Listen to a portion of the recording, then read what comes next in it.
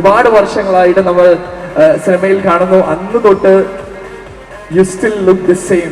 You that gorgeous from years back അല്ലേ? നമ്മൾ പറയില്ലേ, ലൈക്ക് നമ്മുടെ മലയാളത്തിലെ തൃഷ എന്നൊക്കെ വേണമെങ്കിൽ പറയാം. Ladies and gentlemen, we have Bhavana with us. Please do join us. And there you go. Very happy to have you here. Hi, എല്ലാവർക്കും നമസ്കാരം. ഒരുപാട് നാൾക്ക് ശേഷമാണ് ഇങ്ങനെ ഒരു പബ്ലിക് ഇവന്റ്, ഒരു മൂവി പ്രൊമോഷന് വേണ്ടി വരുന്നത്. സോ ഒരുപാട് സന്തോഷമുണ്ട്. ആൻഡ് പിന്നെ ജീൻ്റെ കൂടെ ഹനീബിക്ക് ശേഷം ഞാൻ അസോസിയേറ്റ് ചെയ്യുന്ന ഒരു മൂവിയാണ്. സോ അതിൻ്റെ same team and crew. Tovino ആണ് പുതിയ ആള്. ഒരു ഫാമിലിയിലേക്ക് തിരിച്ചു വന്ന പോലെയാണ്. Thank you so much. ഈ മൂവിയുടെ പറ്റി പറയുകയാണെങ്കിൽ എല്ലാവർക്കും ഇഷ്ടപ്പെടുന്ന ഒരുപാട് എലമെൻസ് ഉള്ള മൂവിയാണ്.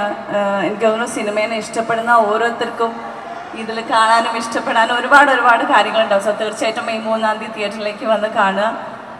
ഇഷ്ടപ്പെടുമെന്ന് പ്രതീക്ഷിക്കുന്നു. Thank you so much. ഞങ്ങൾക്കും പ്രതീക്ഷകൾ ഒരുപാടാണ്. ഇപ്പം നേരത്തെ പറഞ്ഞൊരു കാര്യം, ഹനീബിക്ക് ശേഷം ആ ഒരു ടീം, പക്ഷെ ആ ടീം കുറച്ചും കൂടി എക്സ്പാൻഡ് ചെയ്ത് നമ്മുടെ സൂപ്പർ ഹീറോനെയൊക്കെ കൊണ്ടുവന്ന് ഒരുമിച്ച് വരുമ്പോൾ സോ നമ്മൾ എന്ത് പ്രതീക്ഷിച്ചുകൊണ്ടാണ് തിയേറ്ററിലേക്ക് 3-ാം തീയതി എത്തേണ്ടത്? On your perspective. ഓക്കെ, ജീൻ്റെ മൂവിയാണ്. സോ ജീൻ്റെ മൂവി എങ്ങനെ ഉണ്ടാവുന്നത് എല്ലാവർക്കും അറിയാം. പിന്നെ അതിൻ്റെ മേലെ ഇതിന് out and out Tovino Thomas, Soubin Shahir movie.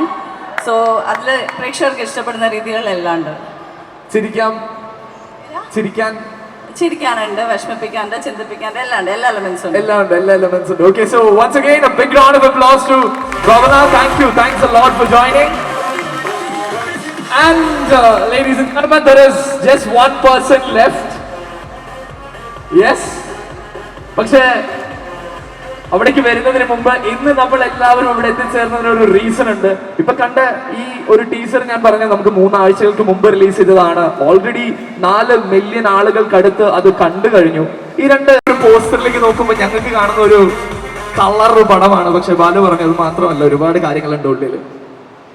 Basically ഒരു സെലിബ്രേഷൻ ഓഫ് സിനിമയാണ് നമ്മൾ ഉദ്ദേശിക്കുന്നത്. അപ്പം എല്ലാവർക്കും അങ്ങനെ തന്നെ ആവുമെന്ന് വിചാരിക്കുന്നു. പിന്നെ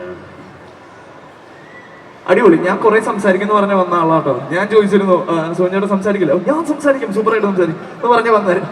ഒരു വാക്ക് പറഞ്ഞിട്ട് തിരിഞ്ഞു അടുത്ത ചോദ്യം ചോദിച്ചത്, how do you feel like എല്ലാവരുടെയും മുമ്പിൽ എത്തിയിട്ട് ഇവിടെ കൊച്ചിയിൽ നമ്മുടെ ലുലു മോളിൽ എത്തിയിട്ട് നിങ്ങൾക്കിതൊരു സെക്കൻഡ് ഹോം പോലെ തന്നെയാണോ? ലുലു മോൾ ഇടയ്ക്ക് വരുന്ന ഒരു സ്ഥലമാണോ? അതെ, നമ്മുടെ ഒരു സ്വന്തം വീട് പോലെ തന്നെയുള്ളൊരു സ്ഥലമാണ്. എപ്പോഴും വരാറുണ്ട്. അപ്പം ഇത്രയും ക്രൗഡും നമ്മുടെ പടത്തിന് കിട്ടിയ സപ്പോർട്ട് കാണുമ്പോൾ ഒരുപാട് സന്തോഷം തോന്നുന്നു. നമ്മളതിനിട്ട എഫേർട്ടിൻ്റെയൊക്കെ ഒരു റിസൾട്ടായിരിക്കും ഇനി വരാൻ പോകുന്നതെന്ന് വിചാരിക്കുന്നു. പിന്നെ കൂടുതൽ പറയുകയാണെങ്കിൽ എൻ്റെ മോൻ എബ്രഹമും ജോർദാനും രണ്ടുപേരും ഇവിടെ ഉണ്ട്.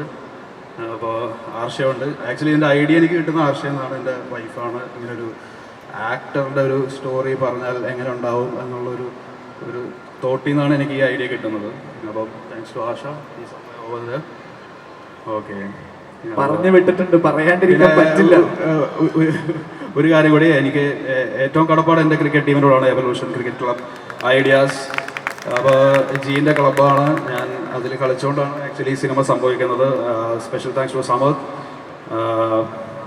എല്ലാവരും ടീമിൽ കളിച്ചെല്ലാവരും. നമ്മുടെ എഡിറ്റർ ടീമിൽ കളിക്കുന്ന രതീഷ്, അനൂപ് പ്രൊഡ്യൂസർ ഇവിടെ ക്യാപ്റ്റനായിരുന്നു. ജീനാണ് ഇപ്പോഴത്തെ ക്യാപ്റ്റൻ. അപ്പോൾ ചന്തു ഇൻ്റെ ടീമിലോട്ട് വരുന്നു. അപ്പോൾ നമ്മുടെ ക്രിക്കറ്റ് ടീമിന് പ്രത്യേകം ഞാൻ ഈ അവസരത്തിൽ ഓർക്കുന്നു. തീർച്ചയായിട്ടും. ആൻഡ്